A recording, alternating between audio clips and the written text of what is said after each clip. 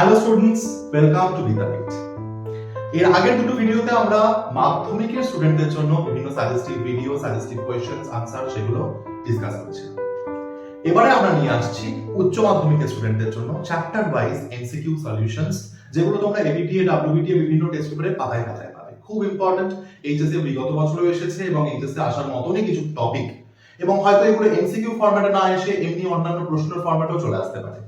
তাহলে এই কতগুলো একদম ইম্পর্টেন্ট টপিক বিভিন্ন চ্যাপ্টার ওয়াইজ আমরা নিয়ে আসবো নানান ভিডিওতে, তোমরা শুধু পরপর ভিডিওগুলো দেখে যাবে। চলো, আমরা আজকে যে চ্যাপ্টার থেকে এমসিকিউ গুলো সাজিয়েছি সেই চ্যাপ্টারটার নাম হচ্ছে জনন বা রিপ্রোডাকশন। এই ইউনিটের আন্ডারে চারটে চ্যাপ্টার আছে। একটা হচ্ছে রিপ্রোডাকশন ইন অর্গানিজমস, জীবের জনন; reproduction in sexual reproduction in flowering plants, সপুষ্পক উদ্ভিদের যৌন জনন; হিউম্যান রিপ্রোডাকশন, মানবের জনন; এবং রিপ্রোডাক্টিভ হেলথ, জননগত স্বাস্থ্য। চলো আমরা দেখে নিই কতগুলো প্রশ্ন। 15টা প্রশ্ন আছে আমাদের, সেই 15টা প্রশ্নের উত্তর আমরা পারি কিনা। প্রথম প্রশ্ন, নিচের কোনটি ইতর পরাগ সংযোগের সঙ্গে সম্পর্কযুক্ত নয়? প্রোট্যান্ড্রি, প্রোটোগাইনি, হাইপোগ্যামি এন্ড ক্লিস্টোগ্যামি। কি হবে উত্তর? ক্লিস্টোগ্যামি। কারণ ক্লিস্টোগ্যামি কথাটার অর্থ হচ্ছে ফুলটা যখন পুরোপুরি উন্মিলিত হতে পারে না, ফুলটা উন্মিলিত হওয়ার আগেই পরাগ সংযোগ হয়ে যায়। ঠিক আছে, ফুলটা পুরোপুরি ভাবে ফোটার আগে যদি পরাগ সংযোগ হয়ে যায় তাহলে তো তার ইতর পরাগ সংযোগ সম্ভব নয়, স্বপরাগযোগী হবে। এটাই হচ্ছে উত্তর। 2 নম্বর প্রশ্ন, নিষেকের পরে ডিম্বাশয়টি পরিণত হয়।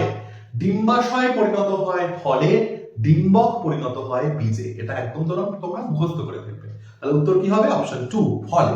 পরের প্রশ্ন, একটি বায়ু পরাগী উদ্ভিদের উদাহরণ হচ্ছে ধান, গম এইগুলো, যাদের খুব একটা রঙিন উজ্জ্বল বর্ণের পাপড়ি এইসব দেখা যায় না।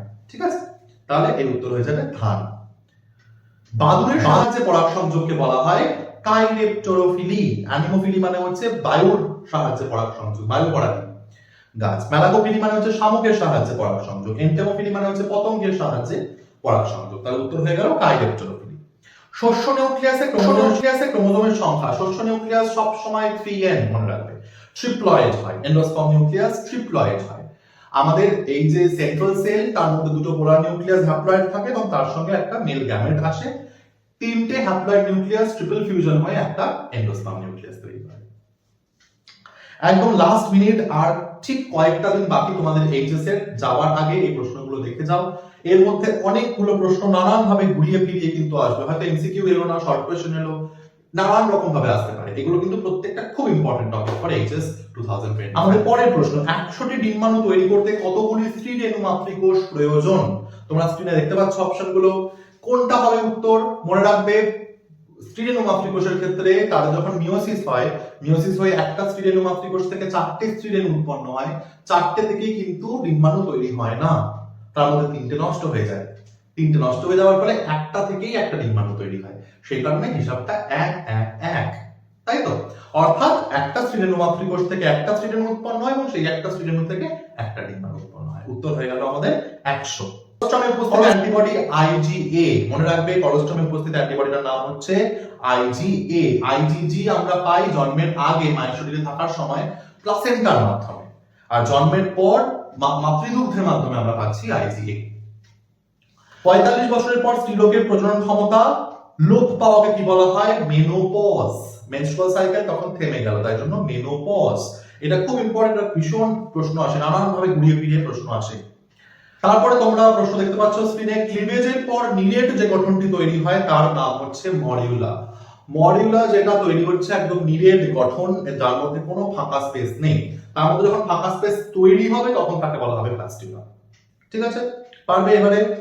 পরের বিষয়, গ্রাফিয়ান ফলিকল থেকে নিঃসৃত হরমোন। গ্রাফিয়ান ফলিকল থেকে শুধুমাত্র ইস্ট্রোজেন তৈরি হয়। কর্পাস লিউটিয়াম থেকে ইস্ট্রোজেন, প্রোজেস্টেরন দুটোই তৈরি হয়, কিন্তু গ্রাফিয়ান ফলিকল যখন আমাদের প্রশ্ন দিয়েছে তখন সেটা শুধুমাত্র ইস্ট্রোজেন। গৌণ জননাঙ্গ। গৌণ জননাঙ্গ বলতে বোঝায় যে জননাঙ্গে গ্যামেট উৎপন্ন হয় না, সে প্রজননে সাহায্য করে, রিপ্রোডাক্টিভ অর্গান, বাট গ্যামেট উৎপন্ন হচ্ছে না। তাহলে মুখ্য জননাঙ্গ হচ্ছে শুক্রাশয় এবং ডিম্বাশয়। গৌণ জননাঙ্গ হয়ে গেল এখানে সবকটাই হবে, ফ্যালোপিয়ান টিউব, ইউটেরাস, ভাজাইনা, প্রত্যেকটাই রিপ্রোডাক্টিভ অর্গান কিন্তু গ্যামেট প্রোডিউসিং অর্গান নয়। উত্তর হয়ে যাবে অল অফ দি অ্যাবাভ। নিষেক কোথায় হয়? নিষেকের স্থল এবং রোপণের স্থল, অর্থাৎ ফার্টিলাইজেশন সাইট এবং ইমপ্লান্টেশন সাইট, ভীষণ ইম্পর্টেন্ট প্রশ্ন ফর এইচএস। নিষেক কোথায় হয়? নিষেক হয় ফ্যালোপিয়ান টিউব অ্যাম্পিউলা বলে একটা অংশে, এবং রোপণ বা ইমপ্লান্টেশন হয় ইউটেরাসের এন্ডোমেট্রিয়ামে। আশা করি ভুল হবে না আর এই প্রশ্নগুলো। কোনটি শুক্রাণু ধ্বংস করে? এর মধ্যে কোনটা উত্তর হবে? কপার। Very good. কপারটি কপার আয়ন রিলিজ করে এবং সেই কপার আয়ন শুক্রাণুগুলোকে ধ্বংস করে দেয়। কন্ডম বেরিয়ার মেথড তো হবেই না, পিলস হবে না, ওটা হরমোনাল মেথড। ডায়াফ্রাম সেটাও বেরিয়ার মেথড, ওটা এখানে আসবে না। এর মধ্যে কোনটি লিম্ফোসাইটকে আক্রমণ করে? আজকে লাস্ট কোশ্চেন, এর মধ্যে কোনটি লিম্ফোসাইটকে আক্রমণ করে? Treponema pallidum. ট্রেপোনেমা প্যালিডাম হচ্ছে যার জন্য সিফিলিস হয়, এর সঙ্গে লিম্ফোসাইটের কোনো সম্পর্ক নেই। নিজারিয়া গনোরিয়ার প্যাথোজেনের নাম হবে না। HIV human immunodeficiency virus, HIV. এই এইচআইভির জন্যই আমাদের এইডস হয় এবং এরা T4 লিম্ফোসাইটকে ধ্বংস করে আমাদের যে ইমিউন সিস্টেম সেটাকে পুরো নষ্ট করে দেয়।